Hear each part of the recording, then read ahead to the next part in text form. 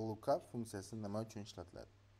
VLOOKUP funksiyasi jadvalning chap ustunidan ma'lum bir qiymatni qidirib, o'ng tarafdagi ustundan shu qiymatga mos keladigan ustunni topish uchun ishlatiladi.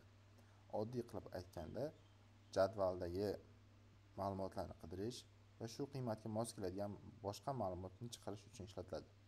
Bu yerda xuddi shunaqa misollar keltirilgan. Ushbu misollarni siz ushbu videoning pastdagi izohlarda ko'rishingiz mumkin. Xo'p, VLOOKUP qachon ishlatiladi? Katta jadvallardagi ma'lumotlarni tezda qidirib topish uchun, misol uchun, talaba raqami bo'yicha ismni topish, ma'lumot kodi bo'yicha narxni topish, xodim bo'yicha bo'limni topish va hokazolar ishlatiladi. Muhim eslatma. VLOOKUP faqat chap ustundan o'ngga qarab qidiradi. Agar qidirayotgan qiymat o'ngda bo'lsa, VLOOKUP ish bermaydi. Bu holatda index plus match ishlatiladi.